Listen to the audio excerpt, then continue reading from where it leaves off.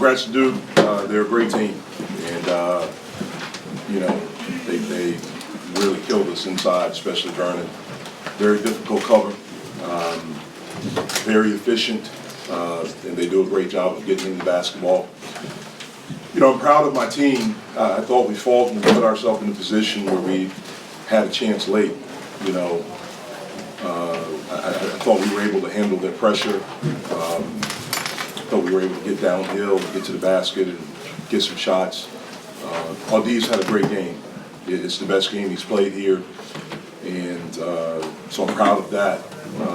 But it's not good enough, and I want our program to get to a point where, we're not satisfied with being close, and we have to get to a point where we can minimize the mistakes and capitalize when we have opportunities. And we're not there yet, but we're getting closer. So again, proud of our effort, and congrats to Duke. Coach, we just have to hear from you as far as what your feelings were coming into the stadium for the first time as a head coach for Pitt. What was this experience for you, like for you? Yeah, it was great being back, to be honest with you. We came in here last night and shot a little bit, and it was a little weird walking in here. Completely different entrance, being dropped off at a different place, and just being in here, not with Duke. But once competition starts, man, it's competition. It was great seeing so many familiar faces, so many people that I care about, people that care about me. That was really cool. Coach, the students were chanting something at you, and it angered Coach K quite a bit. Were you aware of that? I didn't. I heard him yell. I didn't know what he was yelling at. I didn't know what they were saying. I was locked into the competition. Right before the second half, you and Kay met at midcourt and exchanged some words. What was that about? I think he was trying to tell me what happened, and I didn't really. I honestly didn't know. I think he was maybe trying to apologize for what happened. I asked him what happened. I didn't know what happened. So that was it. Were you told why you got the technical? Was it contact? Well, there's no room. So I was standing there, and I did say something, but I was standing there, and he came running by. So I was not told why I got the technical on the train. Jeff, what were some of the challenges that Vernon carried, presented on film, and how are you trying to defend him? What do you want to try and take away? Well, we wanted to try to prevent him from catching a beat. We kept trying to gamble, like trying to get steals. When he's too big, that's not going to happen. And so we gave up position right there.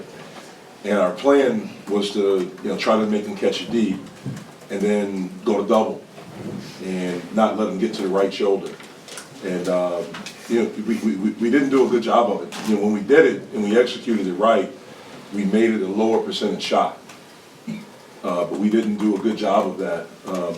And it's hard though. Like, you can have a game plan, but when you get out there and you see the size and the footwork and the strength that he has, and then when you have the touch that he has, it's a difficult cover. I thought the kid, Jordan Goldwire in the first half really made us play. We sloughed off of him, and he made 3 threes in the first half, and I thought that was a little bit of the difference of the game. Was that a part of the scouting report for him, that you felt like his three-point percentage was maybe low, and you were, Yeah, we wanted to try to clog the lane, and we wanted to try to make some other guys make some shots that hadn't done it on a consistent level all year. And he stepped up and made some big-time shots for him in the first half.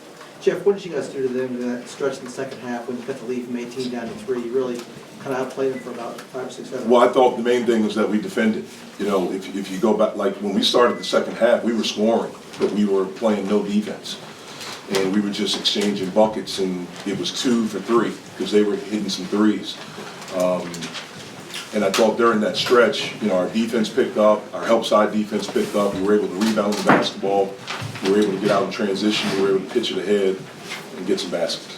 Coach, tonight was obviously a highlight for Aldi's offensively, but this has been kind of a trend for him the last few games. He's kind of found his offensive rhythm. What are you seeing from him specifically? He's piecing together. Well, he's keeping it simple. For the most part, he's taking really high percentage shots, and he's playing with confidence.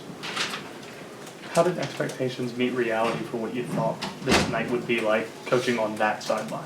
I'm not sure I had expectations. I was just really honestly trying to concentrate on my team. We had enough, as my dad would say, we had enough to say grace over worrying about Duke and preparing for them, instead of me worrying about my feelings of how I'm gonna feel here, coaching or walking in here. I was really trying to lock into my team and be present in our moment. And so I don't know if I had expectations. I wanted us to come in and play well and put ourselves in a position where we had a chance to win. And we did that to an extent, but it's still not good enough. Jeff, we've talked a bunch with you this season about wanting to build this into a great program, not just a great team. How much of playing at Duke, how much of for your guys of an aspirational quality does a game like this take, where you're able to see up close what a great team and a great program look like? If we build off of it, it can help us.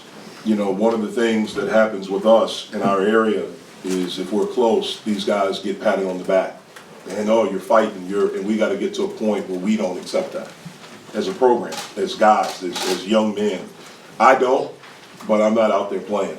And so our guys have to get to a point where, you're kind of offended when people say that. It's a compliment, but it's still not good enough.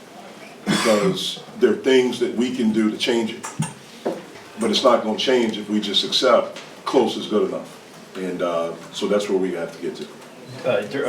During this season, have you noticed them moving away from that at all? Were there maybe a little satisfied with just getting close? Sometimes. That's our habit. This habit's not gonna break or change overnight. It's something we have to keep pushing towards and working towards. Coach, I was wondering, it's been a tough past couple of days. Passing of Kobe Bryant, the players obviously tonight wore some warm-up shirts to honor him. I was just wondering kind of, how you and the players kind of dealt with that over the past few days, since he had a big impact on basketball. And I don't know if you had a relationship with him, but just what he meant to the game from your perspective. Well, I think we've been like everyone. I think everyone's shocked. It's been emotional, especially for our guys, because he was a hero, an idol to those guys as a player. What he meant to the game of basketball.